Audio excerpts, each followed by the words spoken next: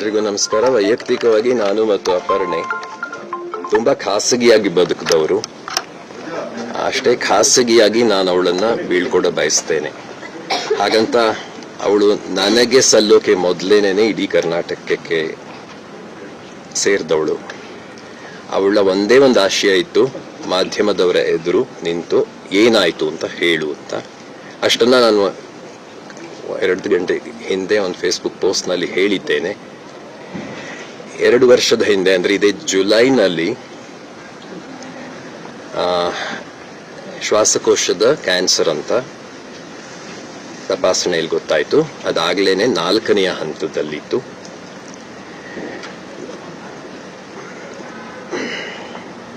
ಮೊದಲು ನೋಡಿದ ವೈದ್ಯರು ಇನ್ನು 6 ತಿಂಗಳಿದ್ರೆ ಹೆಚ್ಚು ಅಂತ ಹೇಳಿದ್ರು. ಆದರೆ ಅವಳು ಛಲಗಾತಿ, ಏನಾದರೂ ಮಾಡಿ ನಾನು ಗೆಲ್ತೀನಿ ಅನ್ನುವ ಒಂದು ಛಲ ಇತ್ತು. ಅದಾದ ಮೇಲೂ ಕೂಡ 1.5 ವರ್ಷ ಅಂತ ಇಟ್ಕೊಳ್ಳೋಣ, ಜನವರಿಯವರೆಗೆ ಹೋರಾಡದ್ಲು. ಫೆಬ್ರವರಿಯಿಂದ ಸ್ವಲ್ಪ ಸೋತ್ಲು. ಯಾಕೆಂದ್ರೆ ಇದು ದೇಹವೇ ದೇಹವನ್ನು ಬಾಧಿಸ್ತಕ್ಕಂಥ ಒಂದು ವ್ಯಾಧಿ. ಹಾಗಾಗಿ ನಮಗ್ ನಾವೇ ಹೋರಾಡ್ಕೊಳ್ಳೋದನ್ ಎಂಥದ್ದು. ನಾನು ಅರಿತಿರೋ ಹಾಗೆ ಕ್ಯಾನ್ಸರ್ ಅನ್ನೋದು that wants to make you a different person. ನೀನಲ್ಲದ ಇನ್ನೊಂದು ವ್ಯಕ್ತಿತ್ವವನ್ನ ನಿಮ್ಮ ಮೇಲೆ ಹೇರಕ್ಕೆ ಬಯಸುತ್ತೆ. ಅವಳು ಧೀರೆ ಅದನ್ನ ಮಣಿಸಿದ್ಲು ಇಷ್ಟು ವರ್ಷ.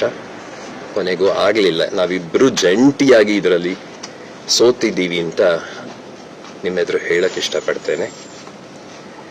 ಬರುವ ಅಕ್ಟೋಬರ್ಗೆ ಅವಳಿಗೆ 58 ವರ್ಷ ತುಂಬ್ತಿತ್ತು. ಆದರೆ ಅವಳ ದೇಹ ಅನ್ನೋದು ಒಂದು ಮಾಯಕ ಅಂತ ನನ್ಗನ್ಸುತ್ತೆ. ಅದು ತನ್ನ ನಿಜವಾದ ವಯಸ್ಸನ್ನ ಯಾವತ್ತೂ ತೋರಿಸ್ಲಿಲ್ಲ. I would always say you are an ageless blunder ಅಂತ. And that's how she lived. 9:30 ಸುಮಾರಿನಲ್ಲಿ ನಿಧಾನವಾಗಿ ದೇಹ ತನ್ನನ್ನು ತಾನು ಹಿಂಪಡ್ಕೊಳ್ತು ಅಂತ ಹೇಳಕ್ ಬಯಸ್ತೇನೆ. ಇದಕ್ಕಿಂತ ಹೆಚ್ಚೇನೂ ಹೇಳಲಾರೆ. ದಯವಿಟ್ಟು ನೀವುಗಳೆಲ್ಲ ತಮ್ಮ ಗೂಡುಗಳಿಗೆ ಹೋಗಬಹುದು. ನಾಳೆ ಬೆಳಿಗ್ಗೆ 7:30 ಸುಮಾರಿಗೆ ಇಲ್ಲೇ ಕರ್ಕೊಂಡು ಬರ್ತೇನೆ. ಮನೆಯಲ್ಲಿ ಕುಟುಂಬದವರು ಇದ್ದಾರೆ, ಅವ್ರ ಜೊತೆ ಅಟ್ಲೀಸ್ಟ್ ಈ ರಾತ್ರಿಯನ್ನು ನಾನು ಕಳೆಯಲು ಬಯಸ್ತೇನೆ. 7:30 ಸುಮಾರಿಗೆ ಇಲ್ಲಿ ಬರಬಹುದು. Thank you sir. ಅಷ್ಟೇ. Thank you.